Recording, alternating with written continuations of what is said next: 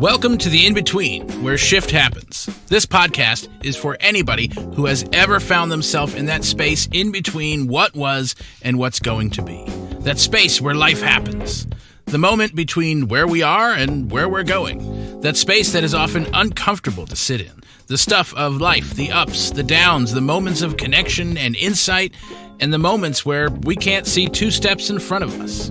We will ask all the questions, maybe find some answers, and generally work at being okay in the mystery of the in-between. And today we are talking about decolonization and our colonizer culture. Easy topic, no big deal, really light, friendly conversation. And today we are here with a really good friend of the Soul Evolution Collaborative community, the Reverend Amy Phillips. That's right. The one and only. Thanks for getting that right. Dan. Yes, right, Yes. Awesome. Yeah, just the easy topic. So glad. We'll just pop in. We'll just dip our toes in. It'll be fine. Yeah, right. No like we usually do here. No big deal. We're not trying to go anywhere deep into any meaningful conversation or anything. Just perfect. Average. I'll fit right in. I'm not worried. I'll fit right in. Awesome. Yeah, exactly. So let us jump right in. But first, if you are new to this podcast, the way this works is we share our topic of conversation with our guest, and we do not, however, share the questions. So all of these questions are brought up on the spot, and we just kind of have a little fun with where that goes, and we shall see where that goes.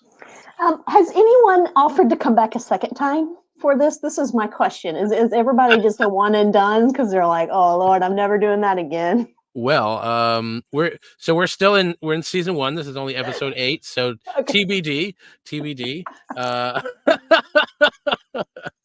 Very good. We'll see. I don't think we've scared anybody off that badly that awesome that they wouldn't. But yeah, it is a new and interesting take on things, I think. That's for sure.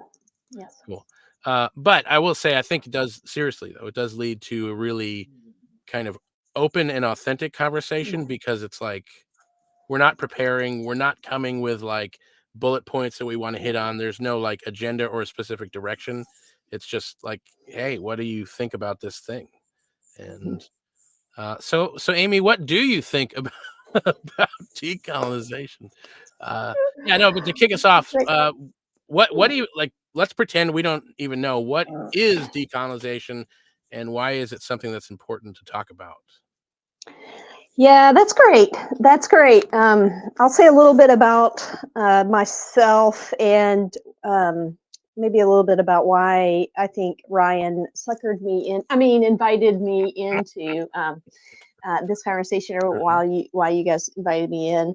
Yeah, my name's Amy Phillips. I work for a large faith-based organization that spends time and energy and resources and love on college students, the whole university, so undergrad students, international students, grad faculty.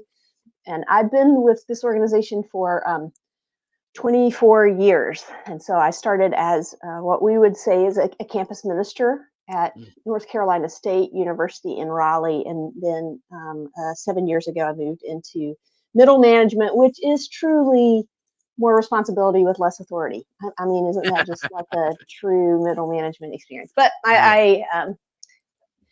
anytime you work for any organization for 24 years, you have come to realize the things you love and the things that you don't love. Sure. And you have to figure out what it means to maybe live in the middle of some of those things, which I think that has been true for me. I am of mixed race DNA, however you want to say that. I grew up in Western North Carolina in the Appalachian Mountains, and I'm mixed white, probably a lot of Scots, Irish, some German in there, and Cherokee, which is the traditional homelands of the Cherokee. And so my family grew, my mom grew up most of her childhood on the reservation. And then my grandfather moved his family while she was in high school off of the reservation. So I never grew up on the res, but my mom and many generations since the beginning of the res, which the eastern band of the Cherokee have a different story, a different history. About a year ago, almost a year ago, I finished a master's degree in intercultural studies, and I did that through a seminary that is indigenous led and focused and comes from an indigenous worldview. It was formerly called North American Institute for Indigenous Theological Studies. Now, because it's not just North America, it's actually students from the Philippines, indigenous people from Philippines, from South America, from Australia. We had so many indigenous people around the world love what they saw happening there, and so it's way broader. And so NATE's an indigenous learning community, and so I finished with a master's, and so in intercultural studies. And so anytime, anywhere, any place, you're going to have indigenous people together talking about anything. You're going to talk about colonization, decolonization, uncolonization. My very first class in grad school there was colonization, decolonization. So we didn't even right off the bat, just jumped right in, right? And my professor was a PhD, a woman with her PhD, a Dene woman, a Navajo woman with her PhD from Syracuse. And we just jumped in thinking about it's hard off the top of my head to give a, what is decolonization, what is colonization. There's really two broad strokes as you think about colonization. You have settler colonialism, and then you have colonialism, and we often don't pull those apart. So, for example, what we saw happen in Africa before the transatlantic or during the transatlantic slavery, what was happening was particularly Europeans were going into Africa and taking resources from the land, right? Whether that was people, whether that was any sort of minerals. And so there's a way that taking from the land is colonization. Then there's a way that settler colonialism is different in that's what happened here. It was not taking from the land, but it was actually destroying the people on the land so that you become the settlers on that land. It also is what happened in Australia as well. Yeah. And so you have thinking about it in sort of resources and people, and you have it thinking about how you actually take possession. As an indigenous person, it's hard to talk about anybody possessing the land, but you take possession of the land and you become its indigenous people, right? Like, how many times do we hear or we see white people tell immigrants to go back to their country? And as an indigenous person, I'm like, you want to take that advice? How far you want this to go back? How far you want to go to that, right? And so there's a difference, and I think it comes with a mindset of this is ours to take, and we're going to bring a superior, we're going to bring a better way of living, of being, into those spaces. That's a very broad. But I said a lot, so why don't you give me another question? We'll see. Yeah. Well, I there's a lot of things about that are like sticking out to me, but I think even just the idea that it is a very broad, that there is such a broad definition, because it's such a huge, it has such a huge impact on humanity, like globally. I think of colonization, and I do think of the 13 colonies and how and you use the word destroyed, and it's like, oh wow, that's a powerful word, but yeah, I mean, that is what happened, right? Like, yeah, colonizers came and destroyed what was here. Yeah, that was there's so many. Yeah, I'll just sort of do some free thinking here. If you think about even the way we racialized in America, right? We racialized, you only needed one drop to be black because we needed slaves.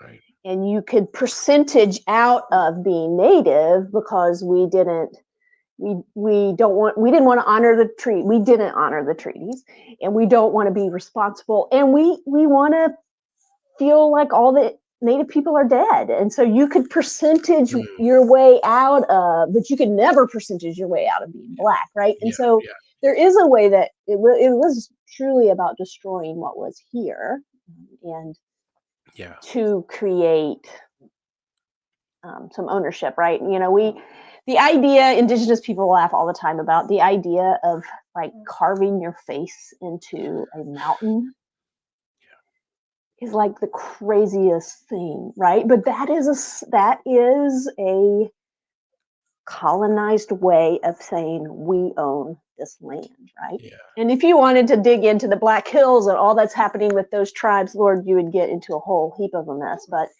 the idea of naming something after yourself and carving your face in, that is like a, can I just be really direct? That's just like yeah. peeing on things as a, like how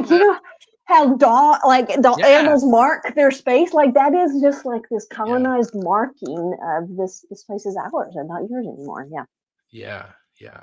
So the answer to this might seem obvious, but I don't want to take for granted that it might not. Hmm. Why is it important for us to be Hmm. talking about colonization and decolonization? Uh, and I'll also throw into this conversation. So we're using the word decolonization because that's probably what somebody's going to search for that they find this podcast. Yeah, absolutely. But really, what I have learned is what we're talking about is uncolonizing, not decolonizing, Hmm. because decolonizing is like giving back. Like we will give this land back to, well, even Hmm. that's from a colonizer mindset. It's not anyone's to give back or to have, but um, like we can't undo what happened because, like you said, it got destroyed. Like things were Yep. destroyed, but uncolonizing is more the idea of uncolonizing our mindset and losing the colonizer practices and stop thinking that anyone owns the land or has water rights, like they can own parts of a river or whatever, like craziness like that. um so Hmm. why is it important for us to be talking about colonization, decolonization, uncolonization now? Because I mean, this was something that happened, read sarcasm, this was something that Yep. happened hundreds of years ago, right? Like, Hmm. why do we need to Hmm. talk about it now? Yeah, I think there's so many reasons. I'll speak from a spiritual. That's that's my bread and butter, right? So I'll speak Yeah, from yeah. particularly a Christian perspective, right? We have been sold, forced. I don't know. We've been Mhm. forced to believe that the story of Jesus and comes in a white European package, Hmm. and Yeah. and that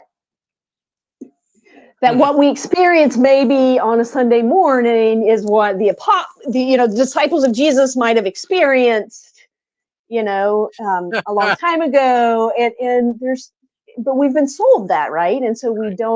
we don't understand that so much of what we experience in Western churches today came from what I would say is paganism, which I don't think is bad. I don't mean that in a derogatory way. I just mean that as in it's come from lots of different places.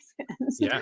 Yeah. And we don't there's so much disconnection with this, that particularly Christianity has got to look in this certain way or it's not real or true, or Yeah. it's been it's been compromised in some way. And so I think as a person of faith, as a spiritual person, as a Christian, for me to do the work and me to encourage other Christians to do the work is to actually create space for something better. Like we don't, as I'm a mixed person, so I'm white in this conversation too. And there is a lot of pressure to be to hold all of what is normal, we consider Mm. normal. Yeah. And I'm just Talk kind of about a tired. colonizer mindset. That's Normal. exactly right. That's right. That's right. Yeah. Yeah, that's right. And then everything else is not. It's not, if it's not my experience, it's not true. And I just think that, Yeah. man, that is a lot to carry as white people. Yeah. And it would just be, I think it would free us to more fully actually be who we are if we can if we can drop that and create space for other perspectives. Yeah. And it takes a lot of work to do that, right? And it's I think it's the work that we have to do. You know, the United States has said that we are a melting pot. That has Uh, been the dream of America. And that's really, I mean, we are a melting pot in that everything is supposed to melt into whiteness. yeah. Right. We have It, definitely created, yes. I yeah, right? remember that being Yes. like the phrase when social studies came up in like Yes. all of elementary school, probably throughout middle school. I don't remember if Mhm. it was in high school or not. Yeah. I wasn't paying much attention at that point, but Right. yeah, Yeah. like that was the goal. Oh, we're this Hmm. beautiful melting pot. Well, what happens when you melt things down together? Like you take you take your crayons and you put them on the tray and stick them in Yeah. the oven, and they all melt together into this like Yeah. blob That's of right. Yeah. whatever. And Yeah. yeah, that is Yeah. absolutely what we've created. Hmm. Absolutely what we've created. We've created this like icky, sticky blob of quote normal, Hmm. whatever normal's Hmm. supposed to be, and everyone's supposed to try and fit themselves into that. Hmm. And Yeah. yeah, that ain't a thing. I hate to break it to us. It's not real. It's not real. It's Yeah, not. normal is And as real as white Jesus. that's right. That's right. That's right. And I know people who would live and die on that. Yes, Yeah. Jesus was white. And there is just, Oh, you know, this is not funny. And so I'm going to tell this as a humorous thing. In the reality, it's not, but I'm a native person and that's how we roll. Sometimes there you go. Yeah. we tell things in humorous ways. But, you know, when the US and the colonies and the westward expansion and when all that stuff is happening, the United States government realizes we have this small problem called, quote, the Indian problem. Hmm. And the Indian, quote, Indian problem was that as much as the United States tried, they could not kill all the native people. And you Yeah, can you're not research Canada, this. right? You can research this. This is real. You can research this. Please do. Please fact check me on this. What eventually happens is that the United States government comes to the realization that they cannot afford to keep fighting wars against native people, Hmm. even though they want to destroy them all. They cannot afford to do it. So, what happens is they get this really, I think, evilly brilliant idea. And they say, well, okay, if we can't kill all of them, we will steal their children and start indoctrinating them to become white. Hmm. Brilliant. Okay, like on the evil villain, like that Yeah. is pretty brilliant, right? Like the understanding is let's focus our resources to where we actually can make some change because we can't afford to fight and kill them all. But if we can destroy, you know, the slogan, the motto was "Kill the Indian, save the man," Hmm. right? And so they you know, stole all these native children and they put them in these boarding schools. And the idea was like, if we can colonize out of them nativeness, and there's some like real brilliance to that. Like there's some people I know that I think they're not going to change, but if I stole their children, okay, this is like a very bad Hmm. example, but the kid, maybe there's some chance with the younger generations that they're going to think differently about this. Right now, I don't think we, obviously I'm absolutely opposed, but to stealing and brainwashing Yeah. or quote killing the Indian to save the man. But I think the U.S. and then the U.S. they were onto something there, the and still indigenous people in America in the United States still, you know, we talk about those generations as stolen generations, particularly in Australia. They really talk about those generations as stolen generations, right? And so But in the U.S. and indigenous population, we still feel the gap and the loss of that from Yeah. culturally, and the kids that just straight up died. And there is, that was a genocide. That was a forceful, like a purposeful way to destroy, colonize, Yeah. Native people, because we couldn't afford to kill them all. It's Yeah. crazy times. Well, I forgot and what the original question was. Look at yeah, me it just doesn't going on matter. and It on. doesn't matter. um, I, yeah, you brought up the word genocide, which is like apparently a huge no-no word for Hmm. us here in the United States. Like we're not willing to recognize any of the times that happens, except maybe once. Yeah. Um, Yeah, and I right. think, And we know and I, which one that is. And it was, and absolutely, right? The Holocaust, absolutely yeah, genocide. yeah, Yes, yeah. absolutely. Um, but I think what I'm learning recently. So one of the questions at some point we asked a question about why why is this something we need to be talking about now? Hmm. Um, because the colonizer mindset is still very active and real in the world, and Very. I think what I've learned recently about us in the United States is that Mm. we can't bear to look at our past and recognize that we are in fact colonizers and have in fact committed genocide on probably numerous occasions. Mhm. And it is something that is very alive and active in the world and happening in a number of places. And Yes, yes, we yes, keep 100%. talking about them as wars as if it's like, no, there's no war. You're just like destroying and decimating people, Hmm. entire Yep, yep. Hmm. peoples, and numerous places in the world. And we're calling it war as if there's like uh, we're going back and forth over something, and it's like no, this is the colonizer mindset. We're going to go take this thing that we want or think is ours. Hmm. um Hmm. Yeah. and so that's happening, like there is genocide happening. But I think more importantly, like for the average person, like I most of the people that I know see what's happening, let's say in Gaza right now or Sudan right now, and are absolutely appalled. Like you could see right through it, appalled by it. And so I don't have a genocidal mindset, and yet we do. The culture that we live in, even though we're totally opposed to what's happening, we're totally opposed to genocide. We still live in a culture that is a mindset that leads to things like genocide because of things like resources. Like being able to have access to this resource is way more important than this entire culture of people. What? Yes, No. yes, yes.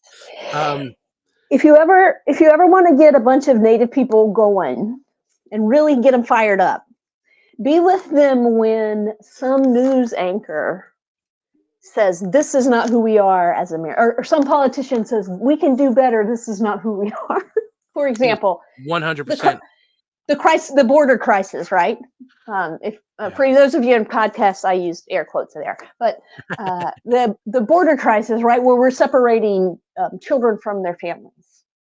This is not who we are as Americans. Oh, dear friends, this is exactly who we are and who like we've been. like since the beginning. Since the Since the beginning, beginning. Yeah. from the very beginning. You Yeah. cannot be something like, yeah, you can't. And a very amazing, wise indigenous man that I follow and listen to speak whenever I can, Mark Charles. He talks about how where common memory, and actually I think he's quoting someone else, but the idea is that where common memory is lacking, you can't move forward, right? And we Mm. have no common memory of what this the U.S. is was Probably created on. probably intentionally, right? Like Oh, we have absolutely intentionally. we have Yeah, the so American. We've done that on purpose. Like I yeah. sit with people all the time, generally older white people, so 50s, 60s through through my church or other places, and I walk with them as they're discovering or as they're hearing for the first time, and they get so angry. And this one of their first responses is always, "I was lied to all throughout the Yeah. education I got." And I'm like, Yes. "Yeah, you were purposely lied to. Absolutely, we have to do that. Yeah. We have like, yeah, we were lied to. We were told wrong facts in quotation, and we that is what keeps us as patriots, if I can use that word in a respectful yet also questioning type of way. And Quite yeah, pointed way. yeah, absolutely right. Like in the idea that we could absolutely hold some things in tension. I think we could learn to do that. I think we Yeah. could learn to be honest and have a common memory about Yeah. what our what our history is and figure out how to live in the reality of that. Yeah. But we are nowhere near there, and Yeah. yeah, it makes me really sad. I hope we see that. I hope I see that in my lifetime. I mean, we're only civil rights. What are we, like 60 years from that? And we're not that long. I mean, we're such a young country in comparison in so many ways. But I fear that we're And still not if moving. 250 years ain't enough, or 300 years or 500 years ain't enough to figure it out, like, come Come on, on, y'all, man. Come right? on. Like, Seriously. Yeah. I love TikTok.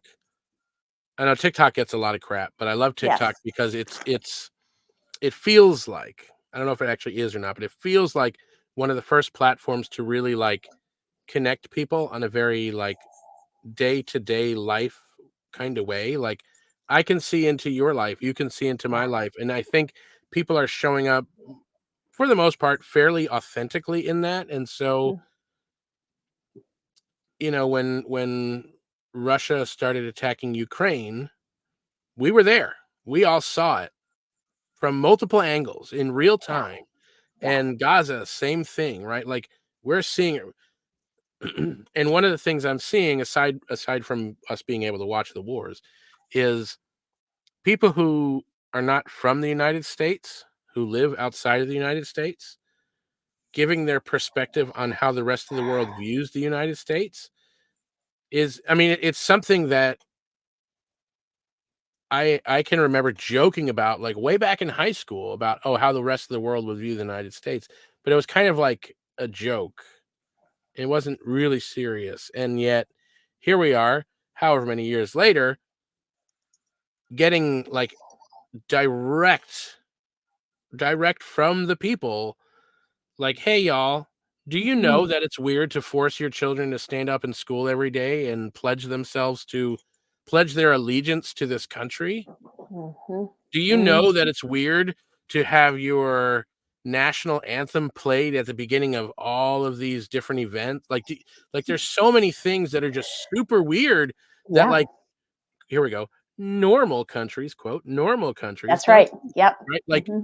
Like, it's kinda like, what, the day you woke up and realized, like, you your whole life, like, I'll just say for me, I remember the day I woke up and realized that my whole life I thought we were the Rebel Alliance, to realize Oh that we are yeah. the Empire. Yeah, that's funny, but also really sad. Yeah, Yes, right. Yes, keep going. Yes, that's heartbreaking, right? man. But Oh, it's so true. Like, we are taught, talk about those incorrect facts. We are taught that we're the yeah, rebels that left England and stuck it to the man and did the thing and blah blah blah blah blah whatever. yeah, yeah, And here we are, we're gonna go help all these people in the world. Like, right, that's the message. And yet, yeah, not so much. Like, no, we took the worst parts. yeah.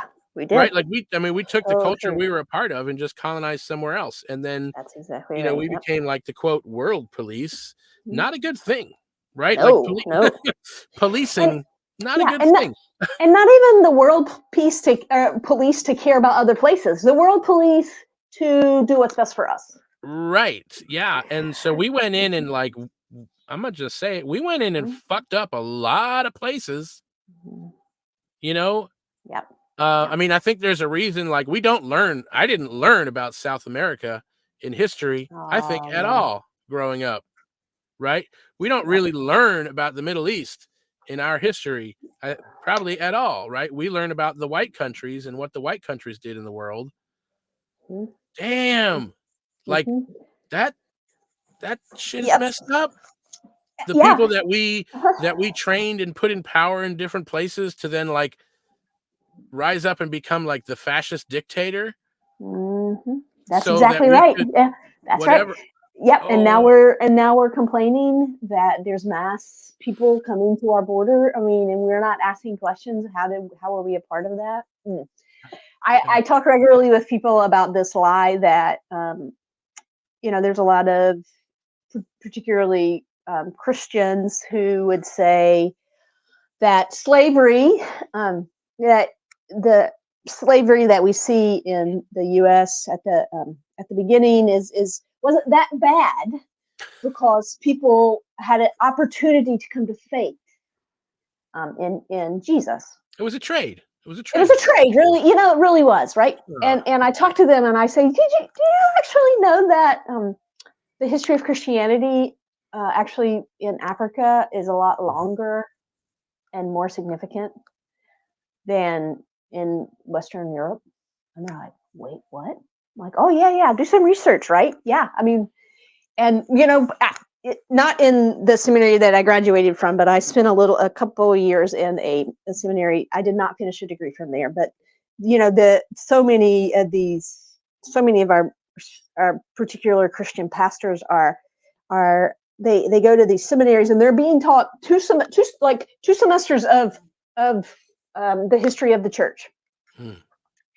and it goes the sort of general through like 1500, and really what that does is it starts in the Middle East, and it doesn't really care about how anything happened to like the South Uh, or the East. It just follows the story through to the West and then yeah. here, and we're missing. And so I tell people, I'm like, yeah, that's not actually like Christianity was thriving and alive in Africa, and it blows their mind because we Mm. need this mindset of we had to figure out some way that we can make slavery and what we did to black people okay. Well, then we did that, and it's heartbreaking to me because I interact with all these black young men and women on college campuses, and they say, oh, they say Jesus is for white people or Christianity is for white people. I'm like, oh no, the church, like the Christian church in Africa has been strong for Yeah. so long, and I would say that the church is more African than it is Western, right? Mm. And we have like believed these lies, and it's super unsettling Yeah. when you start peeling back the layers because it's never just one layer. If you do that, like it's my roommate, my good friend Kelly, my roommate, we've been roommates for 10 or 11 years now. We always make this joke of like, do you remember what it was like before you knew? We were always like, Or you oh, it was both the best and the worst, right? yeah, Before would you you take the really red pill knew. again? I don't know. That's exactly right. That's exactly right. And it is hard to keep peeling back the layers. And I think it is the work of think the work of decolonization is a willingness to keep peeling back the layers, to say, I want to be in the world in a way that takes up the right amount of space and not all the space. I Mm. started with talking about how I know our time is getting close here. I started talking about the first class I took, colonization, decolonization. And at the end of that class, I wrote a paper. And I was talking about what is often called settler nativism, and the idea that there's a lot of stories, myths in white families that they have some sort of native ancestor, and that's almost always not true. So I was talking about that and what that feels like for someone like me who's mixed but very white passing, and in my indigenous seminary we're taught we're it's okay to tell stories, like it's just not a Western perspective on how to write or any of those things. So when I first moved into the house I live in, about 8 years ago, I found out in my backyard that English ivy had taken up everything and it was killing a tree. And English ivy is So not ironic. native. English ivy is not native to this Yeah. land, right? And so therefore it doesn't know its place and there's nothing natural that will help it. So I'm writing my paper and I'm like, I'm going to kill all the English ivy in my backyard because it doesn't know its place. And I sent in like a draft and my professor was like, Amy, this is not the native vision. It's not about killing all the English ivy. It's about helping the English ivy understand that there's a place and a limit. So it was never the indigenous way in the US to say, no, nobody, people ask me all the time, like, what do you mean by land back? Does that mean you're going to kick us all out? No, not at all. That's not even the indigenous way. The indigenous way would say, hey, what does it look like for us to be family and partner and share the space really well? And so when my Dene professor came back to me and she was like, no, this is not about killing all the English ivy. It was a moment for me where I was like, oh yeah, this is not actually like the hard work is to figure out how to do this together. Yeah. Not just to wipe out all the colonizers, not just wipe out all this, but to figure out how we do this together and how can there be space for everyone in this conversation. Yeah. It was like a shift in my soul. I'm so thankful for Kelsey, who that was my professor, who like just spoke that hard yet truthful word to me, and it was really shapey. It shaped me in a different way. Yeah, and I think that just highlights the importance of this conversation to kind of bring it all full circle. Mm-hmm. It's important to talk about because anybody who lives here for any extended period of time is definitely affected by, impacted by, and learned, we've grown up in a very colonizer mindset. And so on this podcast, we like to really go there and have the whole conversation. And we kind of like to at least try to come back out the other side of like, all right, what do we do about it? Let's not leave it there. We're not just here to like bitch about it, right? We're here to like, that's right. What do we do? What do we do? That's right. And so I find it interesting to like, even that idea of how many white families trying to claim some sort of ancestral. It lessens their guilt like in some ways. It's like the colonizer guilt, using the colonizer mind to try and avoid the colonizer guilt. Yeah. So I think the colonizer mindset defaults to either or, good, bad, this or that, yes, absolutely, right or wrong. absolutely, And absolutely. And so I have run up against this because I am not an either or thinker. Well, no, I am. I absolutely am. And I don't usually stop there. Like, I'm like, hey, I can come up with 100 solutions to this issue. And yet bringing it to other people, it's like, well, this or this. And I'm like, no, what do you mean? Like, it's not that or that. It could be any of these things. And yet I think the colonizer mindset does tell us it's this or this. So yeah. Some quick action steps that like, what are some things that people can do to uncolonize their mindset so that we can begin to move this conversation forward, to move activity forward, to move culture forward, society forward, so that in another 250 years, this is not still the same conversation? Yeah, that's great. That's good. That's a good question. I was going to briefly tell you that in this book, Counseling the Culturally Diverse, it's actually very readable. It is for therapists, but it's a really readable book. It's written by two Asian American men, and they give the example that racism, I would say colonization, is sort of like the what is the walkway at the airport that you can get on and it moves without you moving or not. They talk about how like racism in America I would say colonization too, is it's like that in America. You are on that moving sidewalk. And it is not enough, I think, particularly for white people, to just stop. Because you still are moving, right? It's a brilliant example, right?